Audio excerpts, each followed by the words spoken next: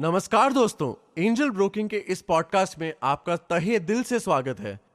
जैसा कि आप जानते हैं, इस पॉडकास्ट के जरिए हम आपको स्टॉक मार्केट से जुड़ी मुश्किल से मुश्किल बातें भी एकदम आसान तरीके से समझाते हैं, जिससे कि आप भी एक सक्सेसफुल ट्रेडर या इन्वेस्टर बन सके। इस एपिसोड में हम डिस्कस करेंगे पेयर ट्रेडिंग। जब आप नाम सुनते हैं पेयर ट्रेडिंग, तो आपके दिमाग में सबसे पहली थॉट होती है कि दो stocks, that is a pair of stocks, are being traded. You are right in thinking that. Let's discuss pair trading in detail.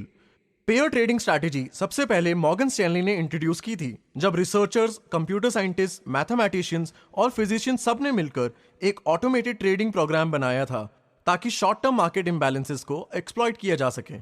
तो आखिर पेयर ट्रेडिंग होती क्या है? पेयर ट्रेडिंग आप तब करते हैं जब आपको दो स्ट्रांगली कोरिलेटेड स्टॉक्स मिलते हैं। एक में गिरावट या बढ़ोतरी का डायरेक्ट असर दूसरे पे पड़ता है। If you want to trade, आप एक स्टॉक में शॉर्ट पोजीशन रखते हैं और दूसरे में लॉन्ग पोजीशन। लॉन्ग पोजीशन का मतलब हुआ कि आप एक्सपेक्ट कर रहे हैं कि स्टॉक की वैल्यू फ्यूचर में बढ़ेगी, तो आप उस स्टॉक को रखते हैं। शॉर्ट पोजीशन का मतलब है कि आपके अंदाजा है कि स्टॉक का प्राइस जल्दी ही गिरने वाला है, इसलिए आप स्टॉक बेचने के लिए तैयार रहते हैं। अगर दोनों को रिलेटेड स्टॉक्स का कॉम्बिनेशन अपने हिस्टोरिकल एवरेज पे वापस आएगा, तो किसी ना किसी पोजीशन से तो प्रॉफिट बनेगा। क्योंकि एज अ ट्रेडर आपने लॉन्ग और शॉर्ट दोनों पोजीशंस ले रखी हैं, मार्केट किसी भी डायरेक्शन में जा सकती है, लेकिन पेयर ट्रेडिंग की इफेक्टिवनेस पर उसका असर नहीं पड़ेगा। यही रीजन है कि हम पेयर ट्रेडिंग को मार्केट न्यूट्रल ट्रेडिंग स्ट्रैटेजी बोलते हैं। पेयर ट्रेडिंग के वर्क करने के लिए जरूरत सिर्फ इतनी है कि जो कोरिलेटेड स्टॉक्स हैं वो वापस सिमिलरली परफॉर्म करें आफ्टर सेपरेटिंग। ये पेयर एक साथ रैली और ड्रॉप हो सकता है, लेकिन इन दोनों स्टॉक्स का सिंक में वापस आना बहुत जरूरी है। थियोरी में ये ऐसे वर्क करता है। आप प्रैक्टिकल लाइफ में देखेंगे, you will find that mitigating risk, figuring के कौन से पेयर ट्रेड कब ऑप्ट किया जाए और कब एग्जिट किया जाए, ये सभी डिसीजंस काफी प्रिसाइसली लिए जाते हैं। तो फिर सवाल ये उठता है कि आप सही pair of strongly correlated stocks कैसे चुनें। In the next section of this podcast मैं आपको पेयर चूज करने के टिप्स दूंगा। पेयर ऑफ स्टॉक्स डिसाइड करने का सबसे सिंपल तरीका है उनकी हिस्टोरिकल परफॉर्मेंस को ट्रैक करना और एनालाइज करना। अगर पिछले 6 महीने, 1 साल, 3 साल और 5 साल की परफॉर्मेंस को एसेस करें, तो हिस्टोरिकली दोनों स्टॉक्स के बीच का कोरिलेशन का आइडिया हो जाएगा। स्टॉक्स पिक करते हुए इस बात का भी ध्यान रखना है that they will likely B from the same sector. Technical analysis करते समय आप कोरिलेशन कोएफिशिएंट का भी यूज कर सकते हैं। ये कोएफिशिएंट आपको एक डेसिमल वैल्यू देगा जो आप दोनों स्टॉक्स के बीच के पॉजिटिव या नेगेटिव रिलेशनशिप का आइडिया देगा। फॉर इंस्टेंस, -1 का मतलब होगा 100% negative correlation. What does this mean? कि जब एक स्टॉक ऊपर जाएगा तो उतना ही दूसरा नीचे आएगा। On the other hand, +1 implies 100% positive correlation.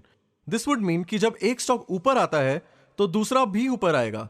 It is a perfect correlation in both these cases. Real life example लें तो currencies like euro and US dollar make an almost perfect positive correlation. इस correlation की वजह से ये pairs pair trading के लिए ideal हैं। Even when you hunt for a pair to trade, उनका स्ट्रॉन्ग पॉजिटिव कोरिलेशन एटलीस्ट 0.80 होना चाहिए between the pair of stocks. Now that you understand pair trading in much better detail, let me lay down the steps involved. सबसे पहले आप एक selection criteria बनाएं। आप sector के बेसिस पे चूज कर सकते हैं या टाइम फ्रेम के अकॉर्डिंग, एज एन एग्जाम्पल। उसके बाद आप अपने पोटेंशियल पेयर्स की एक लिस्ट बनाएं जिनमें कम से कम 0.80 का कोरिलेशन हो। उन पेयर्स पर आप फंडामेंटल, टेक्निकल या स्टैटिस्टिकल एनालिसिस करें। अगर कोई कोरिलेशनल डिस्क्रिपेंसी होती भी है तो पेयर ट्रेडिंग की जा सकती है। उसके बाद ट्रेड मैनेज करें and wait for the pair to reunite. एक बार पेयर अपनी ओरिजिनल कोरिलेशन पे वापस आ जाए, तब आप ट्रेड को क्लोज कर सकते हैं। पेयर ट्रेडिंग का सबसे बड़ा फायदा यह होता है कि आपको मार्केट कंडीशंस स्टडी करने में बहुत टाइम नहीं लगाना पड़ता, क्योंकि ये एक मार्केट न्यूट्रल स्ट्रैटेजी है। एक बेनिफिट फ्लेक्सिबिलिटी भी है। अलग तरीके के traders can use this strategy. अगर आप शॉर्ट टर्म प्रेफर करते हैं तो शॉर्ट टाइम फ्रेम पर रिलाई कर सकते हैं और ट्रेड्स के लिए स्मॉल स्टैंडर्ड डेविएशन यूज कर सकते हैं। Now you must be thinking कि पेयर ट्रेडिंग का कुछ तो कैच होगा। You are right. Pair trading में यह पता लगाना बहुत मुश्किल है कि कोरिलेशनल डिस्क्रिपेंसी जिसके बेसिस पे आप डिसीजन ले रहे हैं वो टेम्परेरी है या नहीं। इट इज पॉसिबल कि कई बार इस तरह की डिस्क्रिपेंसी कंपनी के फंडामेंटल्स बदलने की वजह से भी आ सकती है, लेकिन इस रिस्क को भी मैनेज किया जा सकता है एक स्टॉप लॉस लगाकर। इसका मतलब है कि अगर आपके स्टॉक्स एक पॉइंट से ज्यादा डाइवर्स कर रहे हैं तो आप एग्जिट कर लेंगे। एक कैच ये भी है कि हिस्टोरिकल कोरिलेशन वाले स्टॉक्स ढूंढना मुश्किल होता है और इस वजह से ये ट्रेडिंग स्ट्रैटेजी सिर्फ एक्सपीरियंस ट्रेडर्स के लिए ज्यादा सूटेबल हो जाती है।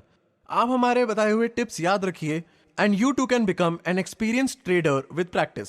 इसी के साथ ये पॉडकास्ट हम यहीं पर रोकते हैं। उम्मीद है कि आपको पॉडकास्ट पसंद आया होगा। अगर कोई ऐसा टॉपिक है जिस पर आप हमारे एक्सपर्ट्स की राय चाहते हैं तो कमेंट सेक्शन में लिखना ना भूलिएगा। अपना ध्यान रखें एंड स्टे बुलिश।